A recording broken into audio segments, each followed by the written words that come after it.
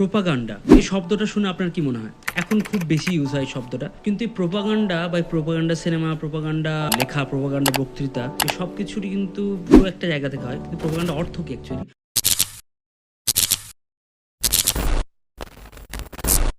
তো এই প্রোপাগান্ডা শব্দটার অর্থ কি? প্রোপাগান্ডা শব্দটার অর্থ হচ্ছে, আপনি যদি পলিটিক্যালি বা সোশ্যালি বা এনভায়রনমেন্টালি হোয়াটএভার একটা কোনো গোষ্ঠী বা কোনো একটা পলিটিক্যাল পার্টি বা কোনো একটা কমিউনিটি কোনো একটা নিজের আইডিয়াকে লোকের মধ্যে ইনকর্পোরেট করার চেষ্টা করে, ওদের আইডিয়াকে নিজের মতো শেপ করার চেষ্টা করে, তখনই আমরা বলি সেই জিনিসটাকে প্রোপাগান্ডা। সেটা একটা বক্তৃতা হতে পারে, সেটা একটা কবিতা হতে পারে, সেটা একটা গল্পের বই হতে পারে, বা সেটা একটা সিনেমা হতে পারে। তো যদি আমি বলি, একটা গল্প বলি 1930 থেকে 40-এর সময়। তো 1930 থেকে 40-এর সময় বুঝতে পারছেন যে ইউরোপের অবস্থা খারাপ, তখন ওয়ার্ল্ড ওয়ারের দিকে পৃথিবী ধাবমান হচ্ছে, এবং ওই সময় সবই খারাপ যাচ্ছে। কিন্তু ওই সময় একটা গোল্ডেন এজ ছিল। কিসের golden age? Golden age of propaganda cinema. এবারে প্রোপাগান্ডা সিনেমা গোল্ডেন এজের জন্য স্টোরিটাকে আগে বলতে হবে যে অ্যাডলফ হিটলার, সে যে পাওয়ার আস্তে আস্তে উঠলো, সে যে একটা ডিক্টেটর হলো, কিন্তু তার কথা সবাই শুনবে কি করে? জিউসদের বিরুদ্ধে বিদ্রোহ করবে কি করে, লোকে জিউসদেরকে হেট করবে কি করে? তার জন্য তো কোনো মিস ইনফরমেশন ছড়াতে হবে, এবং সেই কারণেই একটা লোক, যাকে বলা হতো মিনিস্টার অফ প্রোপাগান্ডা, তার নাম হচ্ছে জোসেফ গোয়েবলস। শিক্ষিত লোক, পিএইচডি করা লোক। সে কি করলো? রাইট মিনিস্ট্রি অফ প্রোপাগান্ডাতে নিজেকে মিনিস্টার হিসেবে নিযুক্ত করলো, এবং তারপর রেডিও, সিনেমা, সব জায়গা নিজের কন্ট্রোলে নিয়ে অ্যাডলফ হিটলারের জয় জয়কার, এবং বাকি জিউসরা খারাপ, যারা ওদের এগেনস্টে আছে সেগুলো সব খারাপ, এই ধরনের সিনেমা থেকে শুরু করে রেডিওতে বলা, প্যাম্পলেট ছাপানো, সবকিছু শুরু করে দিল। তো সেইখান থেকে কিন্তু বলা হয় যে এত প্রোপাগান্ডা সিনেমা বেরিয়েছে, আপনি কাউন্ট করতে পারবেন না। এইখানে যে শুধু যে জার্মানি প্রোপাগান্ডা সিনেমা বার করছে তা না, তার এগেনস্টে কিন্তু ইউএসএও প্রোপাগান্ডা সিনেমা বার করা স্টার্ট করে দেয়, এবং ইউএসএও নানা রকম প্রোপাগান্ডা সিনেমা ওই টাইমে রিলিজ করা স্টার্ট করে। এবং দ্য গ্রেট ডিক্টেটর ওই সময়কার একটা সিনেমা, যেখানে চার্লি চ্যাপলিন নিজে হিটলারকে মক করছে, নিজে একটা ডিক্টেটর ওইরকম সেজে। এবং প্রথম দিকে সিনেমাটা খুব ভালোভাবে গেলেও শেষ অব্দি কিন্তু আপনি বুঝতে পারবেন যে এটা একটা প্রোপাগান্ডা সিনেমা, নিজেদের দেশের লোককে উদ্বুদ্ধ করার জন্য, মোটিভেট করার জন্য ওই সিনেমাটা বানানো হয়েছিল। এবার যদি ধরি যে প্রথম প্রোপাগান্ডা সিনেমা কখন তৈরি হয়, তো সময়টা হচ্ছে 1912, যখন রোমানিয়াতে প্রথম প্রোপাগান্ডা সিনেমা তৈরি হয়। সিনেমাটার নাম হচ্ছে ইন্ডিপেন্ডেন্টা রোমানিয়া। তো এই সিনেমাটা তৈরি করা হয় যাতে সামনে রোমানিয়া যে ওয়ারটা, বালকান ওয়ারটার দিকে যাচ্ছিল, মানুষজন তাতে যেন সরকারকে সাপোর্ট করে, যে পার্টি আছে তাকে সাপোর্ট করে, মানুষ যেন বিদ্রোহ না করে বসে। তো এই ধরনের, এবং এই সিনেমাটার ব্যাপারে একটা ফান ফ্যাক্ট, যেটা 1970 অব্দি রোমানিয়ার সব থেকে খরচাবহুল সিনেমা ছিল। বুঝতে পারছেন, 1912 একটা সিনেমা 1970 অব্দি সব থেকে খরচাবহুল সিনেমা, এবং 1970 ওই রেকর্ডটা ব্রেক হয়। এবং তারপর 1915 আমরা দেখতে পাই the birth of a nation, গ্রিফিথের তৈরি সিনেমা, সেটা একটা প্রোপাগান্ডা সিনেমা। কিন্তু এইখানে তো মজার বিষয় হচ্ছে, গ্রিফিথ কিন্তু পৃথিবীতে যদি 3টে ডিরেক্টর আপনি নাম করতে পারেন যারা সিনেমার ল্যাঙ্গুয়েজ, ভাষা, গ্রামার চেঞ্জ করে দিয়েছে, তাহলে এক হচ্ছে গ্রিফিথ, এক হচ্ছে আইজেনস্টাইন, আর এক হচ্ছে গোদার। এরা তিনজনাই কিন্তু খুব কন্ট্রিবিউশন হচ্ছে সিনেমার জগতে। এবং গ্রিফিথ যতই প্রোপাগান্ডার একটা আর্টিস্ট হোক, সে কিন্তু সিনেমাটা দারুণ বানিয়েছিল, সিনেমার দিক থেকে আর্টিস্টিক মান খুবই ভালো ছিল। এবং তারপর 1917 পর কি আমরা হয় জানতে পারি যে জারকে সরিয়ে বা রাশিয়ার রাজাকে সরিয়ে কমিউনিস্ট পার্টি এবং সোশ্যালিজম রাশিয়াতে আসে, এবং কমিউনিজম রাশিয়াতে আসে। ভ্লাদিমির লেনিন পাওয়ারে আসে, এবং সে প্রোপাগান্ডা মুভিকে ইউজ করে। কেন ইউজ করে? ভালোর জন্য ইউজ করে। তারপর যদিও রাশিয়া প্রোপাগান্ডা মুভিকে খারাপভাবে ইউজ করে, তো প্রথম লেনিন প্রোপাগান্ডা মুভিকে ইউজ করে এই কারণেই, কারণ প্রথম যখন কমিউনিজম পাওয়ারে আসে রাশিয়াতে, সেই সময় কিন্তু পুরো দেশটা, রাশিয়ার বেশিরভাগ লোক অশিক্ষিত ছিল, চাষি ছিল। তো তাদের কাছে নিজের থটটাকে পৌঁছানোর জন্য, যারা বই পড়তে পারে না, তাদের কাছে সিনেমাটা কিন্তু খুব ইজি মিডিয়াম, কম সময় লাগে, তাড়াতাড়ি তারা বুঝতে পারবে। এবং এখন আমরা দেখি সিনেমাটা সব থেকে তাড়াতাড়ি ইফেক্টিভ মিডিয়াম। মানুষজন সিনেমা বই পড়তে যেটা অনীহা আছে, সিনেমার ক্ষেত্রে কিন্তু সেটা নেই। তো লেনিন ওই ধরনের নানা রকম ডিরেক্টরকে দিয়ে ওদের যে থট প্রসেস, কমিউনিজমের যে থট প্রসেস, সোশ্যালিজমের যে থট প্রসেস, ওইটা কিন্তু সিনেমার মাধ্যমে ছড়াতে থাকে। পরে যদিও রাশিয়া ওই সিনেমার স্ট্রাকচার, সিনেমাকে বাজেভাবে ইউজ করে, প্রত্যেক দেশ যেমন করে নিজের আর্মিতে জয়েন করার জন্য, প্রোপাগান্ডা হিসেবে কিন্তু সিনেমাকে পরের দিকে তার খারাপ ইউজ শুরু হয়ে যায়। এইখানে তো আইজেনস্টাইনেরও কিন্তু আমরা একটা ভূমিকা দেখি। আইজেনস্টাইনে কিন্তু কিছু প্রোপাগান্ডা সিনেমা তৈরি করেন, এবং সেখান থেকে আইজেনস্টাইনের ফেমাস মন্টাজেরও আবিষ্কার হয়। এবং আপনারা যদি না জানেন, আমরা একটা ভিডিও বানাবো আইজেনস্টাইন মন্টাজের উপর। মন্টাজ যে জিনিসটা পেয়েছি, সেটা আইজেনস্টাইন না থাকলে আসতো না। আইজেনস্টাইনের সিনেমাগুলো কিন্তু বিভৎস ভালো আর্টিস্টিক সিনেমা। তো ব্যাটেলশিপ পোটেমকিন সিনেমাটা আপনাদের সবার দেখা উচিত, এবং সেখানে একটা বিভৎস দৃশ্য আছে যেটা খুবই ফেমাস। তো এখন ডিসকাস করলে বড় হয়ে যাবে, স্টোরিতে ফিরে যাচ্ছে। এবং তারপর যে শুধু বিশ্বযুদ্ধ শেষ হয়ে যাওয়ার পরেই প্রোপাগান্ডা সিনেমা বন্ধ হয়ে যায় তা না, আমেরিকা কিন্তু তারপরে প্রোপাগান্ডা সিনেমা বানাতে লাগে। তারা ভিয়েতনামের এগেনস্টেও দ্য গ্রিন বেরেটস বা হার্টস অ্যান্ড মাইন্ডস এই ধরনের সিনেমা বানায়, যাতে মানুষজন ভিয়েতনামে যুদ্ধ করতে উৎসাহ হয়। নাহলে তো কেন সে যুদ্ধ করতে যাবে, একজন ফাঁকায় নিজের দেশের জন্য প্রাণ দিতে যাবে। এবং এইখানে একটা বলার জিনিস আছে, মনে করুন 1930 থেকে 40 সময় যখন বললাম যে Joseph Goebbels ministry of propaganda সামলাচ্ছে জার্মানির, এবং প্রচুর প্রোপাগান্ডা সিনেমা তৈরি হচ্ছে, সেই সময় কিন্তু ইউএসএ তে কিন্তু দুটো বডিকে সেট করা হয়, গভর্নমেন্ট বডিকে। একটা হয় the office of war information, এখান থেকে কোন ইনফরমেশন পাবলিকের কাছে যাবে আর কোন ইনফরমেশন যাবে না, সেটা এখানে ঠিক করা হয়। কোন ইনফরমেশন, কোন মানুষকে ওয়ারে যেতে যেতে মানে ওয়ারের প্রতি ইন্সপায়ার হতে বাধা দিচ্ছে, তাহলে ওই ইনফরমেশনটা কিন্তু পাবলিকের কাছে যাবে না। আরেকটা জিনিস তৈরি করা, the bureau of motion pictures. এর কাজ কি ছিল? হলিউডের সাথে মিশে, হলিউড হচ্ছে প্রোপাগান্ডা সব থেকে বড় জায়গা, হলিউডের সাথে মিশে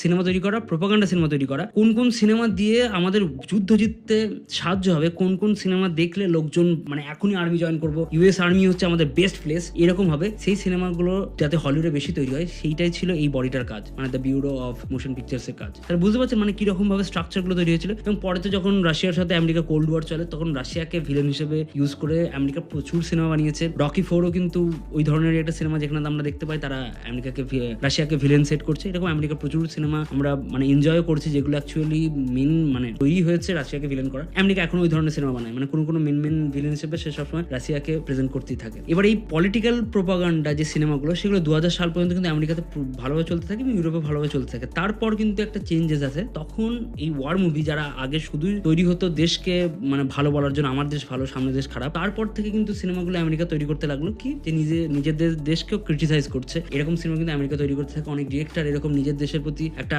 রেট্রোস্পেক্টে দেখে যে আমেরিকা আদৌ ভিয়েতনাম ওয়ার ঠিক করেছিল যুদ্ধ করে নাকি ভুল করেছিল, বা আমেরিকা কি ওইখানে ইনভেস্ট করে কোনো একটা দেশে ইনভেস্ট করে ঠিক করেছিল না ভুল করেছিল, এরকম প্রচুর ডকুমেন্টারি, এরকম প্রচুর সিনেমা তারপর বেরোতে থাকে। এইবার যেটা বলতে চাই যে এখন আমরা ভাবি প্রোপাগান্ডা তো সে আগেকার দিনে ছিল, এখন আর হয়তো কোনো প্রোপাগান্ডা সিনেমা নেই, নিশ্চয়ই আছে। মনে করুন যে ভালো খারাপের মধ্যে কিন্তু মানে এনভায়রনমেন্টকে মনে করুন আপনি বাঁচাতে চান, তো এনভায়রনমেন্টের জন্য কিন্তু একটা প্রোপাগান্ডা সিনেমা বেরোয়। আপনি হয়তো স্ক্রিনে দেখতে পাচ্ছেন কয়েকটা সিনেমার নাম। মনে করুন অ্যাভাটার যে সিনেমাটা বেরিয়েছিল, সেখানে কিন্তু আমরা গাছ কেটে দিই, তার এগেনস্টেও কিন্তু অ্যাভাটার একটা কথা বলে। যেমন মনে করুন ওয়ালি সিনেমাটা কি বলছে, একটা কিউট রোবট দেখাচ্ছে যে পুরো পৃথিবী ধ্বংস হয়ে গেছে, সেখান থেকে সে এক্সিস্ট করছে, মানে কি মানুষ পুরো জায়গাটা বরবাদ করে দিয়েছে। বা ইন্টারস্টেলার কি দেখাচ্ছে, যে পুরো পৃথিবী বসবাস করার জন্য যোগ্য নেই, কারণ পুরো পৃথিবীরই 12টা বেজে গেছে, কারণ মানুষ এমনভাবে পৃথিবীকে পুরো মানে শুষে নিয়েছে, নেচারকে এমনভাবে ডিস্ট্রয় করেছে যে সে পৃথিবীতে বসবাস করার জন্য কিন্তু মানুষের জন্য পারফেক্ট জায়গা নয়। এলিসিয়ামও সেইভাবে দেখানো হয়েছে। তো এইসব সিনেমাগুলোর মূল উদ্দেশ্য হচ্ছে প্রোপাগান্ডা, কিন্তু ভালো মানে রাইট সাইডে, মানে এখানেতে প্রোপাগেট করতে চাইছে কি মেসেজটা, প্রোপাগেট করতে চাইছে যে মেসেজটা, যে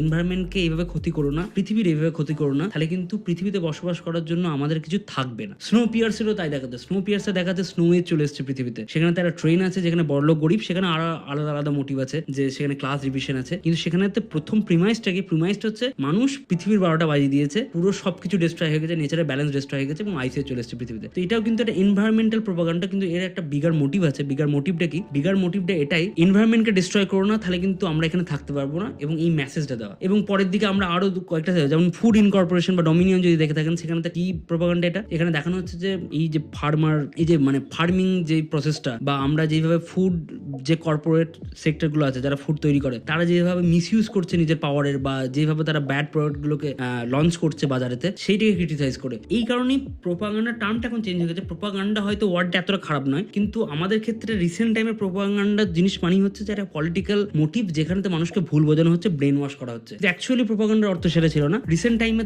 মানে এই ওয়ার্ডটার কনটেক্সটটা চেঞ্জ হয়ে গেছে। এখন আমি যদি আপনাকে কোনো ভুলভাবে চালিত করি, সত্য কথা থেকে দূরে রেখে একটা মিথ্যা কথাকে আপনার মাথায় ইনকর্পোরেট করি, প্রোপাগান্ডার অর্থ এখন সেটাই। এবং এটা আমি আগেও বলেছি যে এই কনসেপ্টটা, এই আইডিয়াটা অনেক আগে থেকে অনেক বড় বড় রাইটাররা বই এক্সপ্লোর করেছে। যেমন 1984 জর্জ অরওয়েলের বুক, সেখানে আপনি দেখতে পারবেন বিগ ব্রাদার বলে একজন আছে যে পুরোপুরি সবকিছু কন্ট্রোল করে, এবং সেখানে বই পড়া বারণ, সেখানেতে ফ্রিডম অফ স্পিচ নেই, এবং সেখানে গোল্ডস্টাইন বলে একজন লোককে বলা হয় সে নাকি দোষী, সে নাকি ফ্রিডম অফ স্পিচ চায়, সে নাকি জার্নালিজমের ফ্রিডম চায়, সে নাকি মানুষের জন্য ঠিকঠাক বসবাস করার জায়গা চায়। তো এইসব জিনিসগুলো ওখানেতে বাধা, ওখানে সব কিম জং উনের মতো জীবনযাপন হয়। সেখানেতে এই জিনিসটা কি বোঝানোর জন্য কিন্তু 1984 লেখা হয়েছিল, বা দ্য ব্রেভ নিউ ওয়ার্ল্ডও লেখা হয়েছিল, যেখানে বই পড়া বারণ, যেখানে মানুষকে সারাক্ষণ ডিস্ট্রাকশনের মধ্যে রাখা হচ্ছে। তো এই ছিল আমার মানে সবকিছুর প্রোপাগান্ডা সিনেমা, এবং প্রোপাগান্ডা সিনেমা কোথা থেকে ইন্সপায়ার হয়েছে, কোথায় প্রথম হয়েছে, সেসব স্টোরি। এখন একটা জিনিস খুব বাজে ঘটছে, ছোট করে বলছি, সেটা হচ্ছে আগে তো একটা গভর্নমেন্ট বডি ছিল সেন্সর করার জন্য, যে কোন প্রোপাগান্ডা একটা মেন ভিলেন আছে তার এগেইনস্টে প্রোপাগান্ডা সিনেমা বেরোবে। এখন এই ইন্ডি ব্যাপার চলে এসছে একটা প্রোপাগান্ডা সিনেমার মধ্যে, মানে যেহেতু গ্যাজেট গুলো খুব কম দামি হয়ে গেছে, ক্যামেরা সবার কাছে খুব সহজ মূল্যে চলে আসছে, তো তারাও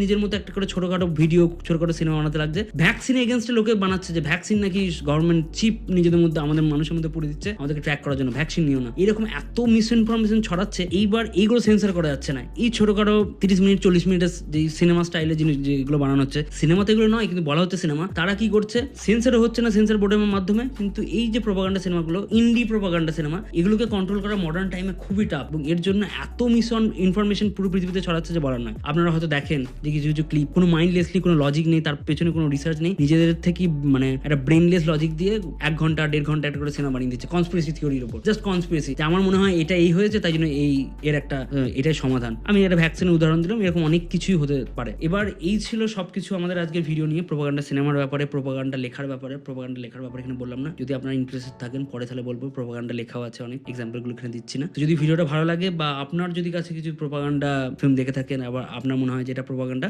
ভালো না খারাপ, সেটা অবভিয়াসলি কোন লেন্স দিয়ে দেখছেন সেটার উপর নির্ভর করছে, তো সেটা আমাদের কমেন্টে জানাতে পারেন। আর ভিডিওটা ভালো লাগলে লাইক, শেয়ার এবং সাবস্ক্রাইব করে দিন। Thank you.